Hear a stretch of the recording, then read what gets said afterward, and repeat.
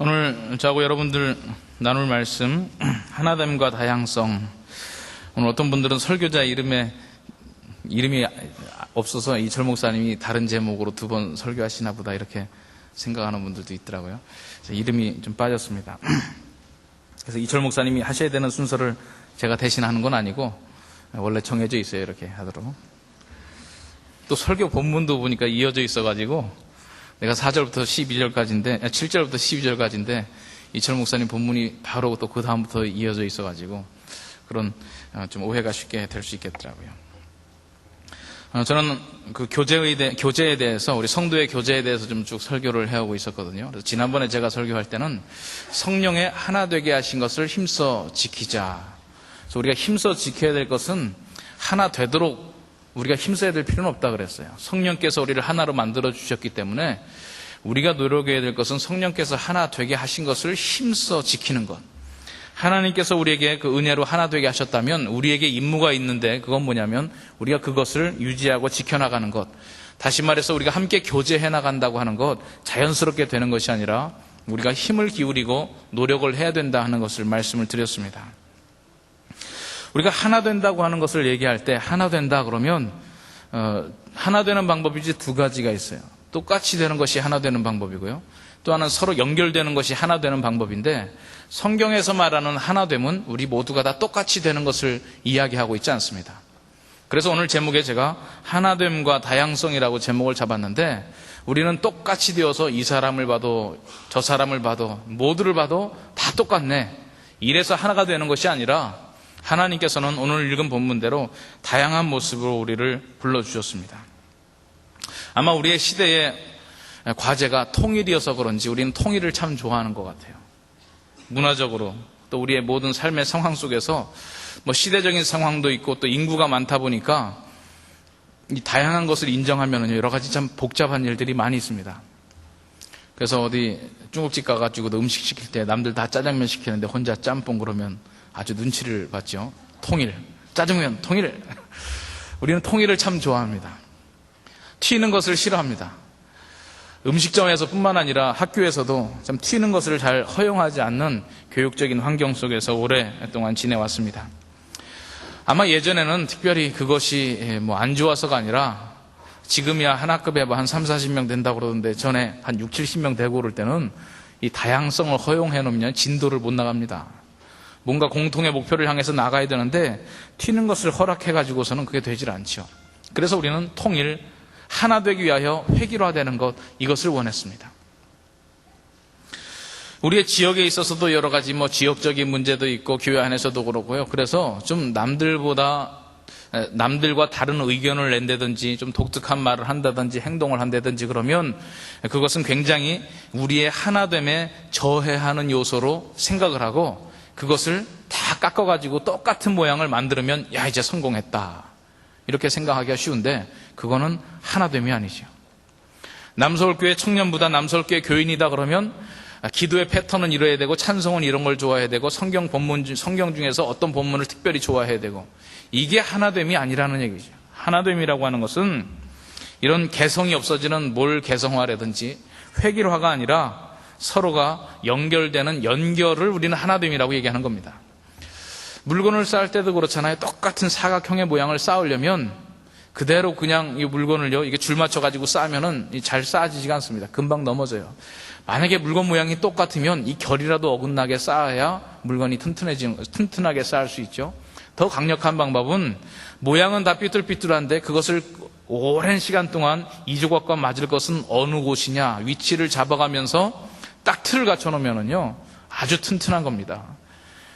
시골길 지나간다가 제주도에 여행하다가 보면 돌을 그냥 대강 쌓아놓은 것 같은데 생각 같아서는 툭 쳐서 무너질 것 같은데 그 생각하고 와서 툭 치면 내 발만 아프지 전혀 그 담이 무너지지 않아요.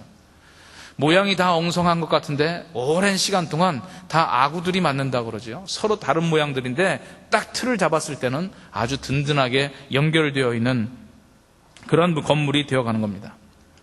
하나님께서는 우리의 하나됨을 위하여 똑같이 우리를 만드신 것이 아니라 하나님께서 기계의 틀로 그냥 우리를 찍어내신 것이 아니라 다 우리 수제품이거든요. 핸드메이드예요. 다 다릅니다. 여러분 옆 사람 한번 얼굴 보세요. 다르죠. 모든 요소는 똑같이 갖추고 있어요. 뭐 눈과 코와 귀와 귀 뭐 이런 거 다 있는데 다 다릅니다. 모양이 달라도 이렇게 다를 수가 있나 말이죠. 다 다르기 때문에 우리가 서로 평가하면 안 됩니다. 하나님의 작품을 가지고 평가하면 안 돼요. 하나님이 특별한 이유를 가지고 저도 이렇게 만드셨고 또 여러분들의 옆 사람 대체적으로 이제 시대마다 요것이 미인이다 미남이다 하는 그 기준은 있어도 그 시대에 따라서 계속 바뀌니까 너무 염려하지 마세요. 이철 목사님 오늘 1부부터 4부 설교하시면서 그런 얘기 하더라고요. 미술품을 볼 때 이 모델들 있잖아요. 인물들 빼짝 마른 사람이 없다는 거예요. 다 미인 미남을 그렸는데 글쎄 저는 조금 과할지 몰라도 그래서 이것도 뭐 목사님께서 하신 말씀이니까 저도 인용하여 얘기하자면 목사님께서 그래서 유럽 여행하면서 많은 미술품들을 관람하면서 사모님이 그 목사님 아내 부인이 미인이라고 하는 것을 다시 한번 깨달았던 거예요. 저희 집사람도 굉장히 미인이 되어 가고 있는 이게 녹음 요 부분 생략이 뭐 미인과 미남이 만나서 지내는 거 뭐가 문제입니까? 여러분 우리가 시대를 조금 잘못 만났을 뿐이지 시대를. 그래서 여러분 하나님께서 만드신 작품을 가지고 우리가 너무 있잖아요. 작품에 손 대야 돼, 손 대지 말아야 돼요. 미술품 관람할 때 거기 작품에 손 대지 마시오.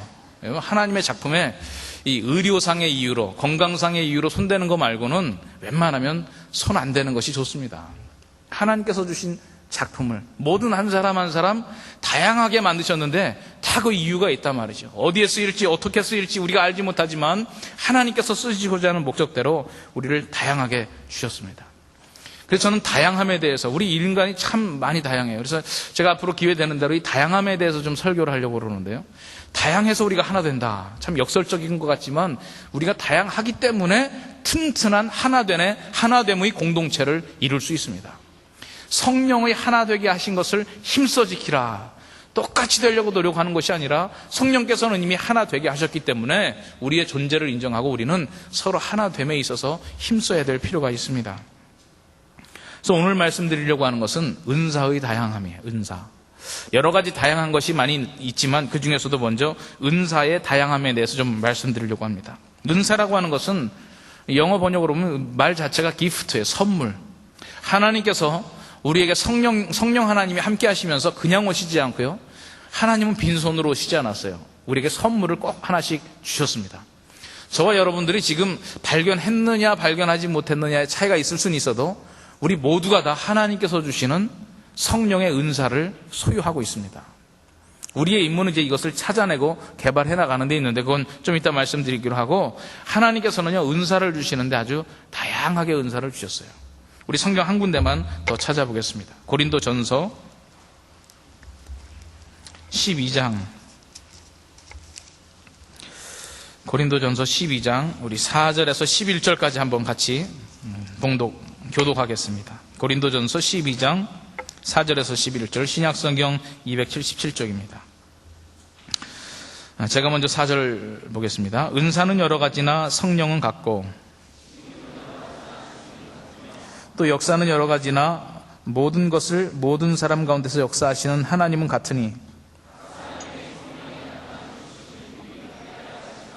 어떤 이에게는 성령으로 말미암아 지혜의 말씀을 어떤 이에게는 같은 성령을 따라 지식의 말씀을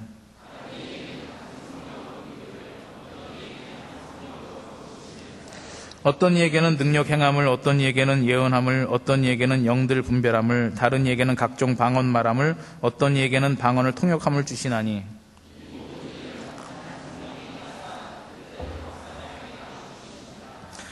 이 모든 일을 같은 한 성령이 행했다 그랬어요. 성령의 하나 되게 하신 것. 그런데 어떻게 되냐면 그 뜻대로 각 사람에게 나눠주셨다. 성령께서 하나 되게 하신 것은 우리를 똑같이 만드신 것이 아니라 그 뜻대로 각 사람에게 나눠주셨다. 누구의 뜻대로 나눠주셨다고요? 그 뜻대로, 하나님의 뜻대로 다양하게 나눠주셨습니다. 하나님께서는 이런 다양한 은사들을 우리에게 허락해 주셨는데 여기 여러 가지가 나오는데 이렇게 크게 분류를 하자면 말씀을 가르치는 데 관련된 은사들이 있어요. 뭐 지혜의 말씀이라든지 예언이라든지 가르침이라든지 이런 말씀을 다루는, 전달하는 이런 은사가 있고요. 또 섬기는 은사가 있죠. 구제를 한다든지 권고하고 잘 위로를 한다든지 아니면 뭔가를 잘 맡아서 이렇게 관리를 잘 해나가는 다스림의 형태가 나타난다든지 이런 건 섬김의 은사라고 얘기할 수 있습니다. 또 어떤 은사는 표적의 은사라고 얘기할 수 있어요. 방언과 통역, 통변과 신유와 이런 표적의 은사들이 나타난다. 그런데 이것은 하나님의 뜻대로 다 나눠줬다는 거죠. 골고루 다양한 모습의 은사들이 있습니다. 하나님께서는 성령께서 하시는데 다양한 은사가 나타나도록 하나님께서 이 다양성을 허락해 주셨다는 거예요. 그래서 여러분들과 다른 사람들을 보면 지극히 정상입니다. 여러분들의 생각과 다른 생각을 가지고 있다고 하는 것은 지극히 정상이고, 우리가 무슨 일을 해나갈 때 똑같은 모양으로 나타나지 않으면 그건 지극히 정상적인 모습이에요. 다양한 모습들이 있어요. 이것이 시간을 두고 나타나는 것이 있고 즉시 나타나는 것이 있습니다. 만약에 이 표적의 은사, 방언과 방언 통변과 어떤 신유의 은사, 이런 은사들은 하나님께서 우리에게 그 선물을 주시자마자 즉각적으로 나타나고 아주 명백히 보일 수 있습니다.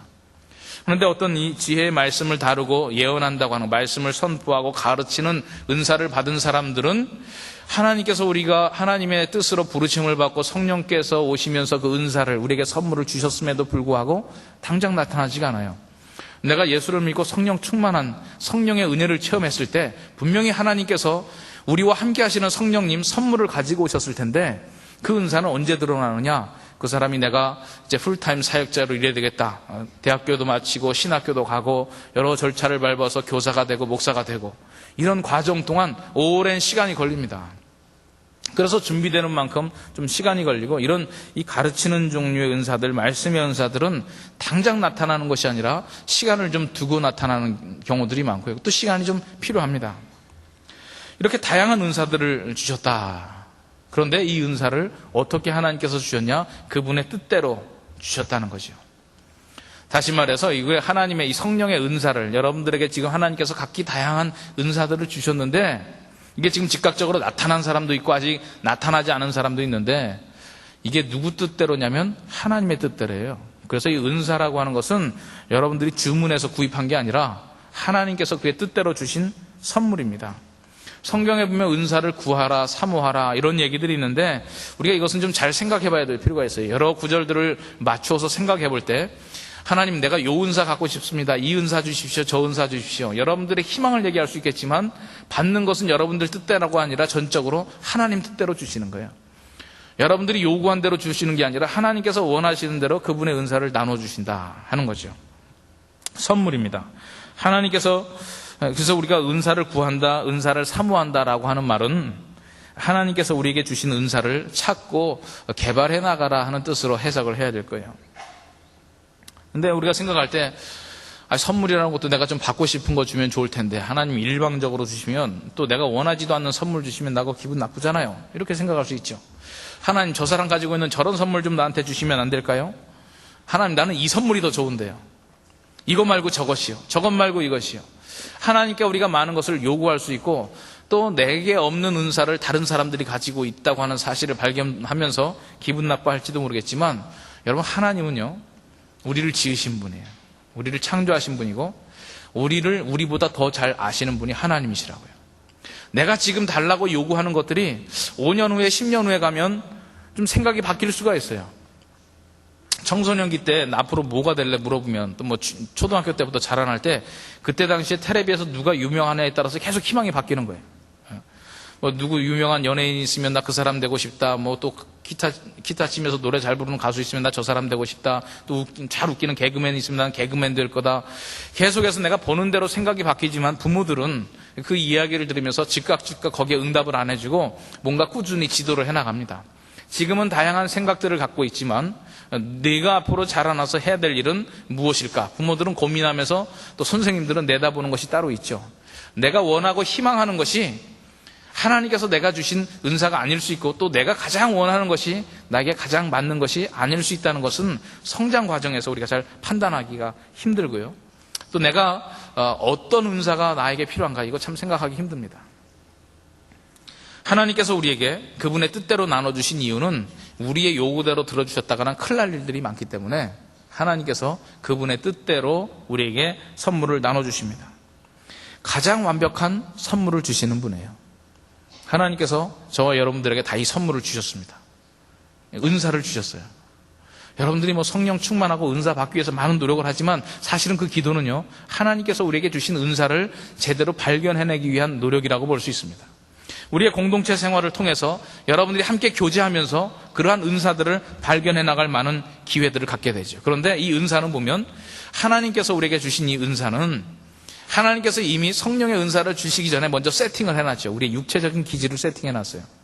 그래서 나의 그 성격과 기질을 잘 분석해보면 하나님께서 나에게 가르침과 관계되는 은사를 주실 것인가, 아니면 섬김의 은사를 주실 것인가, 아니면 표적의 은사를 주실 것인가 좀 찾아내기가 용이합니다.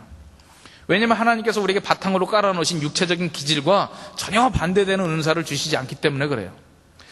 물론 전혀 아니라고 볼 수는 없습니다. 하나님께서 필요하시면 때로 우리의 모든 육체적인 성격까지 다 바꿔가면서 하나님께서 우리를 특별한 목적으로 쓰시기 위해서 그 기질들을 변화시키는 경우도 있겠지만, 통상적으로는 우리의 육체적인 성격과 기질들을 잘 생각해보면 하나님께서 우리에게 주시는 은사도 좀 연관성 있게 찾아낼 수 있어요.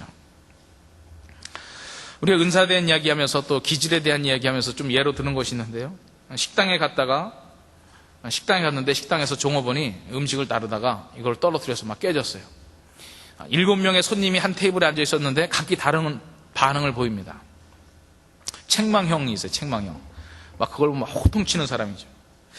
또 어떤 사람은 그러니까 있는 감정을 막 그대로 화내면서 손님 대접 제대로 안 한다고, 당신 주의를 기울이지 않았다고, 기분 나쁘다고 막 나의 감정을 표현하는 손님이 있어요. 또 그 옆에 있는 손님은 섬김형의 손님이 있습니다. 손님인데 벌떡 일어나가지고 막 떨어진 거 깨진 거 줍고 치우고, 빗자루 어딨냐고 그러고 막 가져다가 쓸고, 이 정도 손님까지 없겠지만 있으면 그렇게 하고 싶은. 또 이 교훈형의 손님이 있어요. 교훈형. 이봐. 자네가 지금 그걸 들고 올 때 여기를 보고 저런 장애물을 봐야지. 그러면서 가르치는, 문제의 원인을 지적하고 재발 방지를 교육하는 손님이 있어요. 교훈형의 손님이죠. 구제형의 손님이 있습니다. 구제형. 딱 이 사건을 보자마자 주인을 불러가지고, 이 사람 참 열심히 일하다가 이렇게 된 것 이 사람의 잘못이 아니라 누가 여기다가 이런 물건 갖다 놔가지고 너무 안 됐다고, 참 이 사람 나름대로 열심히 일하려고 하는데 내가 이거 깨진 그릇값 이 사람 월급에서 공제하지 말고 내가 내주겠다고. 그런 손님이 있을까 모르겠지만 하여튼 가상에서 내 마음속으로는 적어도 그런 마음들이 일어나는 이 구제형 손님이 있어요. 또 권유형 손님도 있습니다. 권유형. 권고하고 위로하는. 그 어려움을 당한 종업원에게 이 실수를 통해서 당신은 더 크게 성장할 거야, 절대 실망하지 말고, 위로하고 격려하는 손님이 있어요. 또 어떤 손님은요, 이 다스림형이 있습니다. 사람들이 막 깜짝 놀라가지고 다 구경하고 있으니까, 아니 당신들 지금 뭘 하고 있는 거야? 자네는 가서 빗자루 가지고 오고, 당신은 물 걸러 가지고 오고, 당신은 빨리 쟁반 새로 가지고 오고, 막 지시하는 겁니다. 지시형. 다스림형이죠. 또 긍휼형 손님이 있어요. 아무것도 못하는데 막 같이 걱정한 거예요. 어머나 어쩌나, 이를 어쩌나, 큰일 났네, 아이고 어떻게 할까, 막 같이 함께 어찌할 줄 몰라 하는, 아무런 대책도 세우지 못하고 지시도 내리지 못하고 대신 돈 갚아 변상해 주겠다 이런 말도 못하지만 어머나 이를 어쩌나 그러면서 같이 가슴 아파하고 안타까워하고요.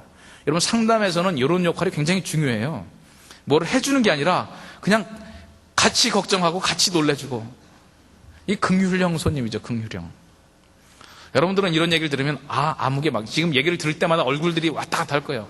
요 대목 들었을 때는 어떤 얼굴 떠오르고, 저 대목 들었을 때는 어떤 얼굴 떠오르고, 야, 쟤는 긍휼형이야, 쟤는 다스림형이고, 쟤는 분명히 이런 일이 벌어졌을 때는 책망형이야, 책망형.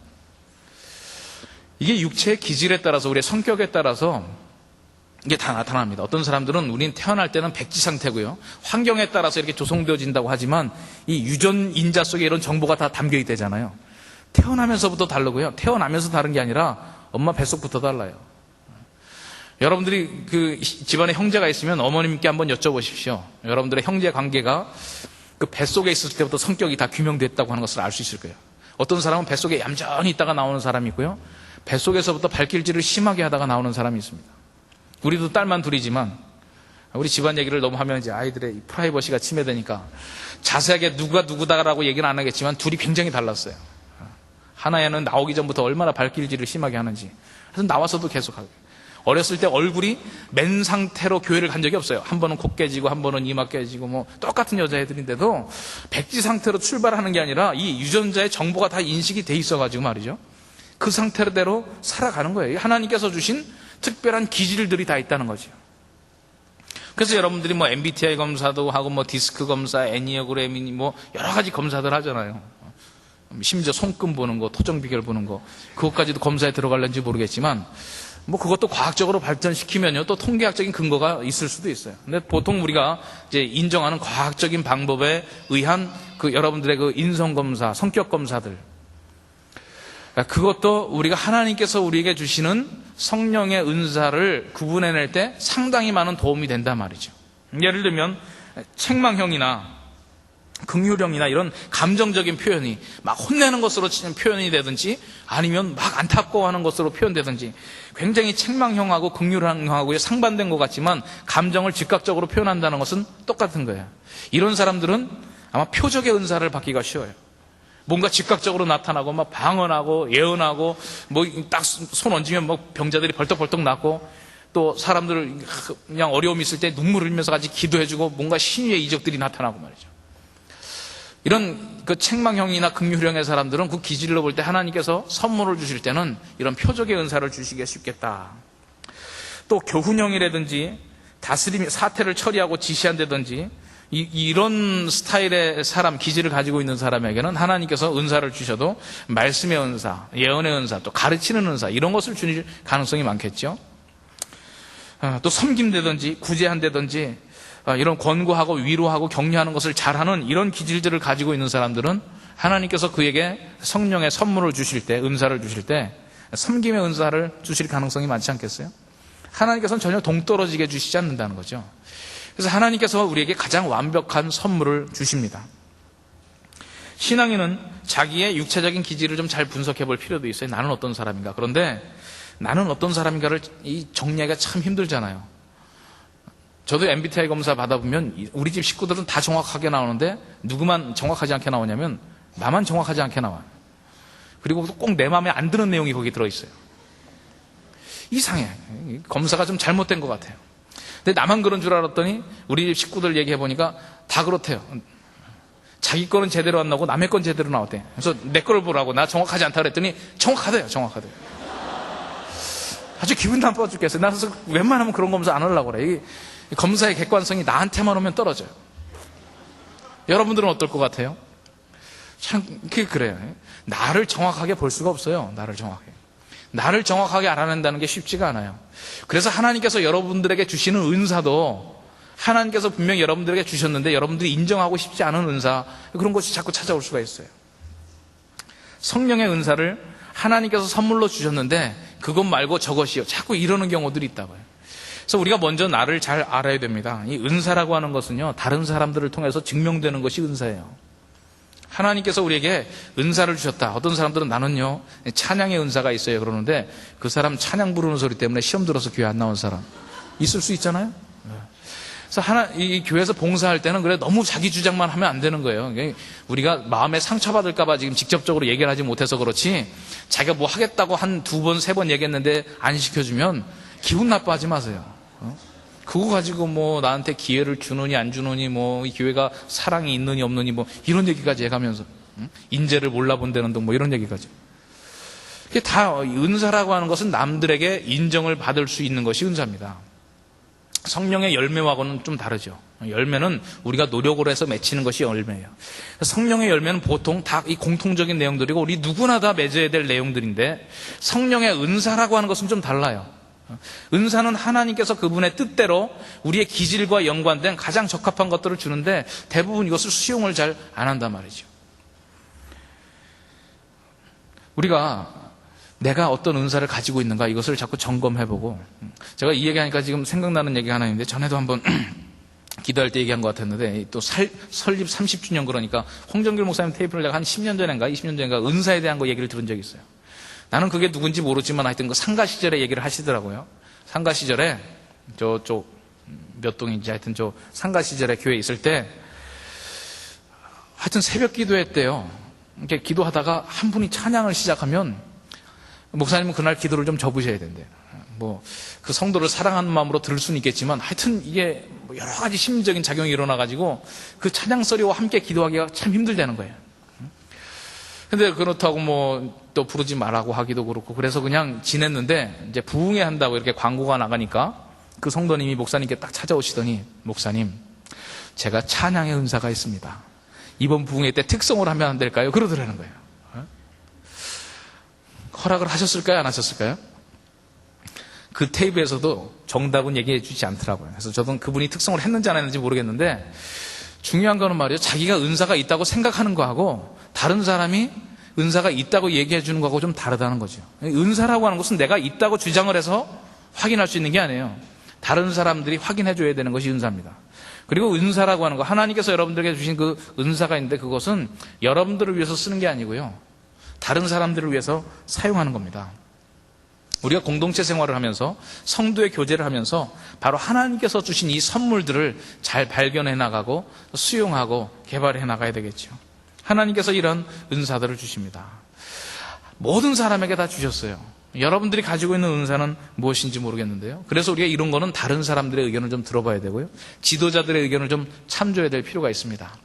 그리고 여러분들이 앞으로 이제 결혼을 하고 이제 자녀들을 두어보면 알겠지만 이 은사를 잘 발견할 수 있는 사람이 누구냐면 사실은 부모님들이에요. 그래서 여러분들의 부모님이 신앙인이고 또 신앙인 중에서도 그냥 교회만 왔다 갔다 하는 신앙인이 아니고 정말 헌신된 신앙인이라고 한다면 여러분들의 부모님들로부터 여러분들의 은사를 가장 잘 확인할 수 있습니다. 왜냐하면 다른 사람들도 좀 분석하기가 힘든데 저도 우리 집 아이들을 보면요, 그 안에 내가 있다니까요. 그 안에 내가 있어요. 유전인자가 참 거기 그대로 심겨져 있기 때문에 딱 보면 저건 나의 모습이다. 그래가지고 사실은요, 아이들을 혼낼 때 그 아이를 혼내는 게 아니라 나를 혼내는 경우가 많아요. 싫어하는 나의 모습이 나타나면 더 신경질 나요. 그래가지고 막 사실 호통치지만 여러분들의 부모님도 여러분들에게 특별히 신경질적인 반응을 보일 때는 여러분들의 모습을 통해서 부모님들의 모습이 보일 때 그래요. 그래서 여러분들의 부모님이 만약 화내거든 좀 이 불쌍한 마음, 사랑하는 마음을 가지세요. 나를 통해서 또 우리 어머니가 어머니를 봤구나. 아버지가 아버지를 봤구나. 정말 그래요. 기분이 안 좋다니까요. 여러분들의 부모님 좀 섭섭한 부분들이 있죠. 어디 이제 특히 청소년기 때, 반항기 때 말이죠. 이제 그런 게 많아요. 하여튼 다른 집 부모들은 괜찮은데 왜 우리 엄마 아빠는 그런지 도대체 이해하지 못하겠어요. 너무 싫어요. 그 싫은 부분들이 다 다양하게 있는데 여러분 어른이 되어가는 과정은요.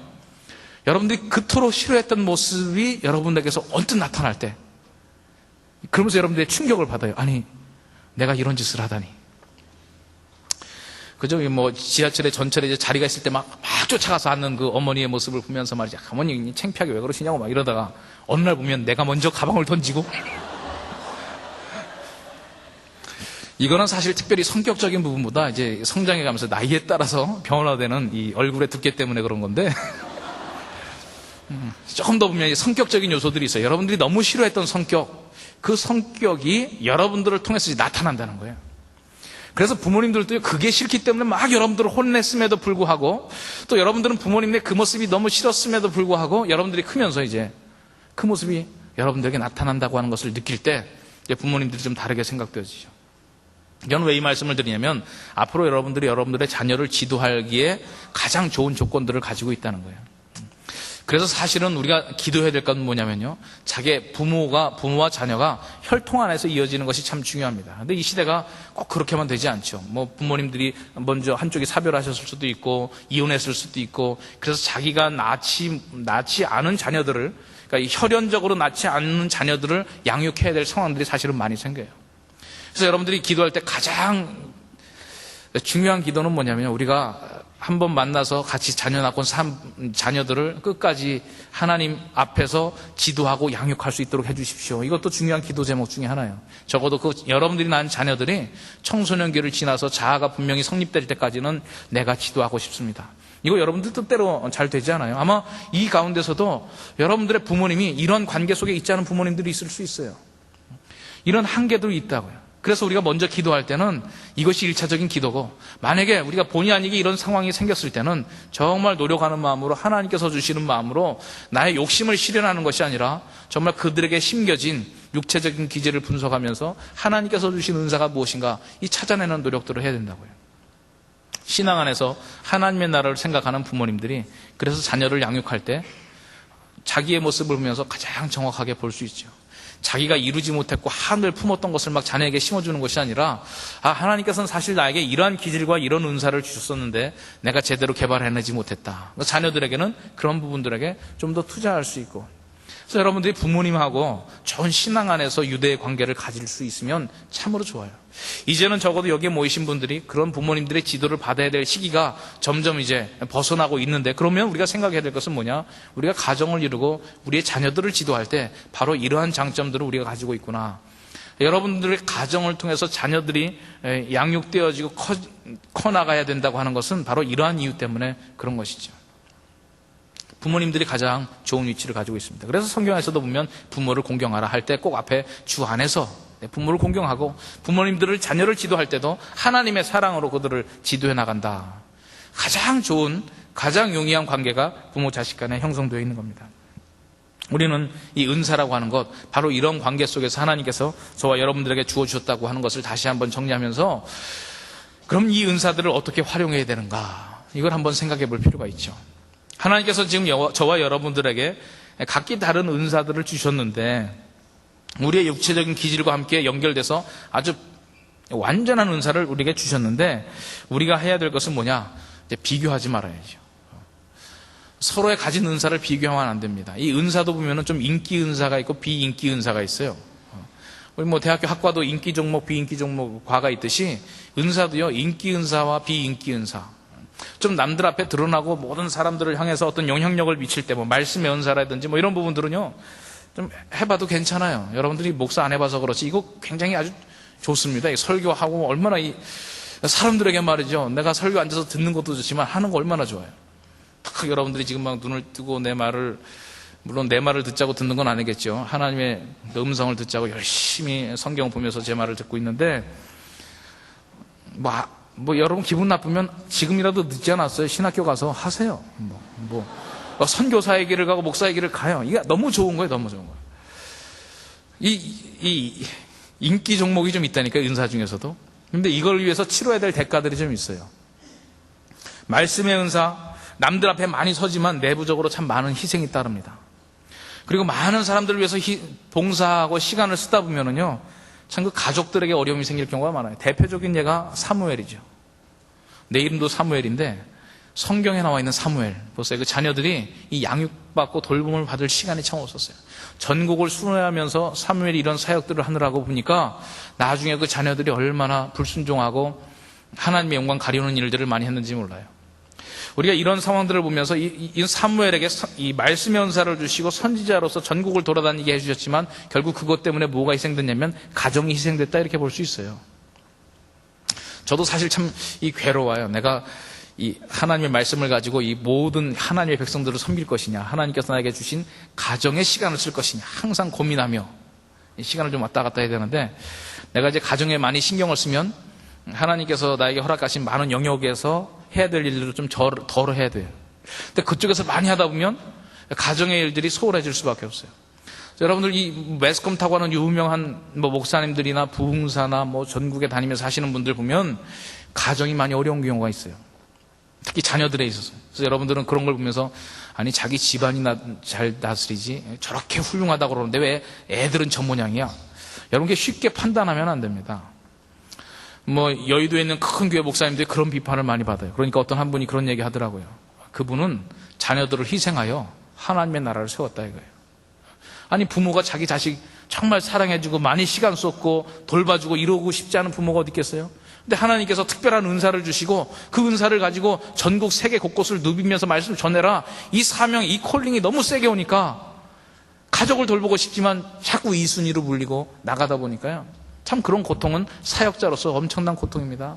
아픔들이 있어요. 또 섬김의 은사라고 하는 것은요, 남들에게 인정받고 드러나지 못해요. 다 뒤에서 하는 거예요. 열심히 섬기다 보면 오해를 당하는 경우가 참 많아요.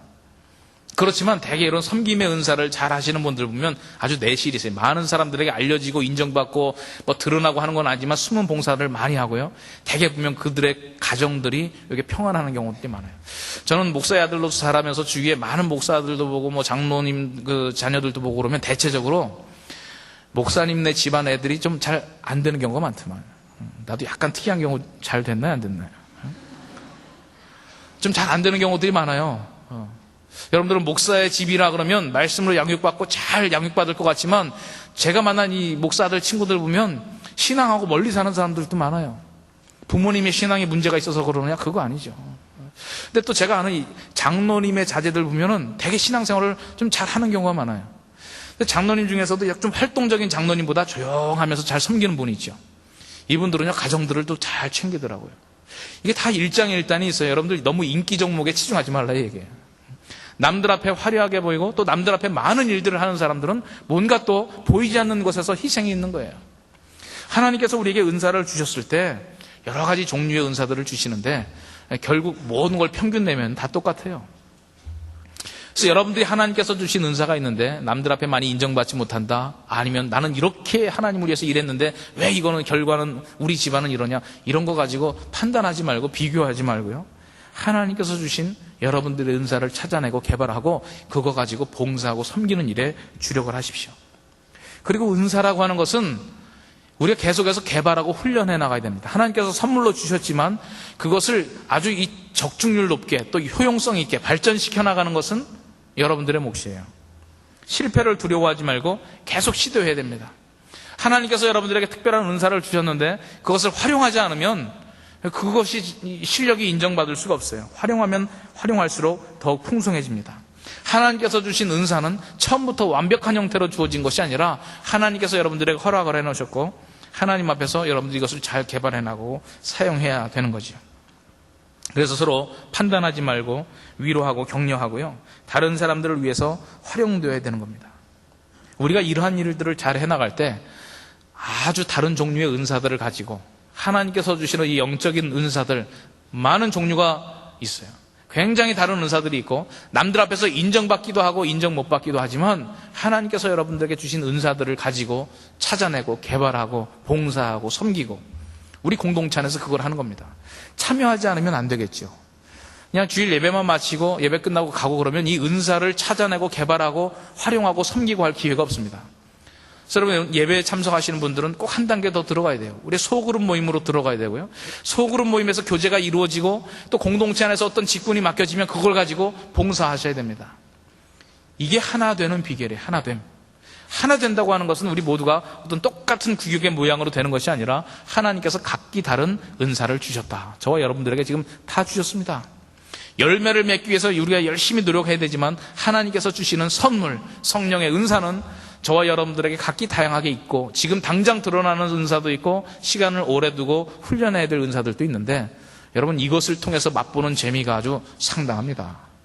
하나님 나라를 위해서 쓰여질 때 보람도 상당하고요. 예배만 참석하는 단계에 있는 분들은 너무 아쉬워요. 꼭 여러분들 우리 청년 1부, 2부 모임 속에 들어가고 또 여러분들의 구역 모임 속에 들어가고 교회의 어떤 위원회에 들어가고 봉사를 하고 하면서 하나님께서 여러분들에게 주신 은사를 꼭 활용하십시오. 사장시키지 마시고 하나님께서 나중에 선물 줬는데 그 선물 가지고 너 즐겁게 잘 썼냐 물어볼 때 우리가 뭐라 대답하겠어요?